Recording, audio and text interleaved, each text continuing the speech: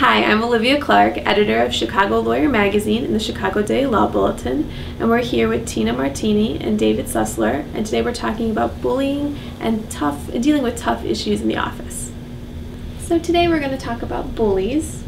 So how do you deal with a bully who may be opposing counsel or someone in your law firm or in your office? How do you deal with that? Well, I try to adopt the same approach for both, actually.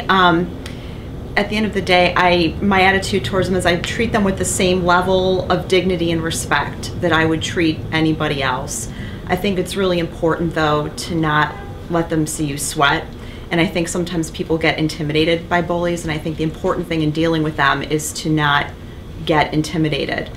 One approach that I've adopted, which is particularly effective over the phone, is when someone starts to get difficult and starts to bully, I say, did I catch you at a bad time? Oftentimes they'll say, no, why? And they'll be really gruff when they answer.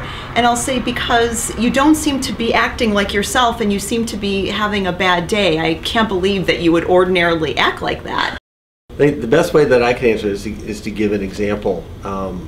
When I worked for a previous employer, I inherited a large caseload of pending cases, and apparently my predecessors had failed to answer discovery for a long period of time. So each time I would call to introduce myself to a new opposing counsel, I was met with a barrage of pent-up anger and threats of sanctions. And so each time I would just have to say, stop. I can't answer for my predecessors. You're dealing with me now.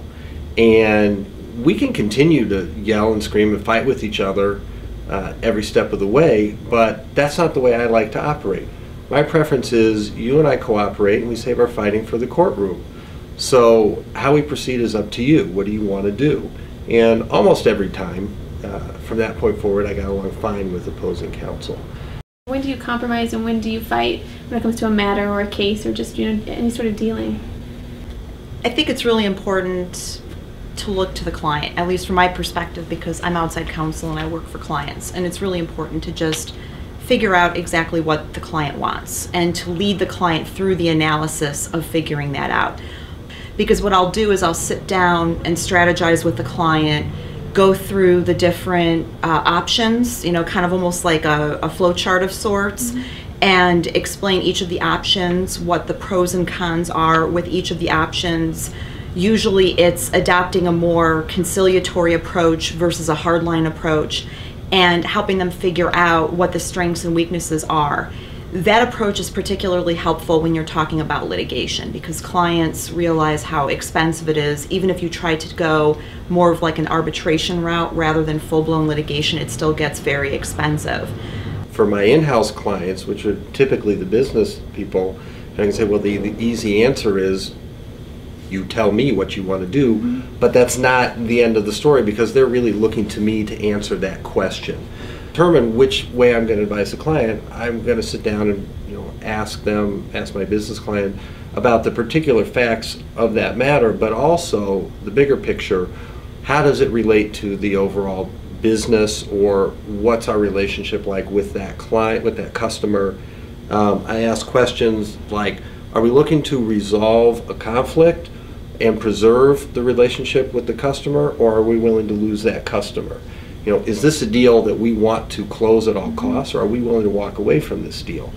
Is this a matter in which we're trying to fight for a principle, or do we just want to minimize our losses and move on? So it's the answers to these and other types of questions that would help me determine whether to compromise or fight. Now say you have a junior lawyer who's just not doing what he or she's supposed to be doing, and they're not meeting the needs of your own needs or your client's needs. How do you handle that junior lawyer? Well, ultimately we're in a service business, and so our clients will judge us based on our ability to deliver what they want and need. So my responsibility when I'm managing a relationship with a client and managing a matter is to figure out when the disconnects happen, where those disconnects lie. And usually it's in one of several buckets, so to speak. The first is sometimes the junior attorney just doesn't understand the assignment.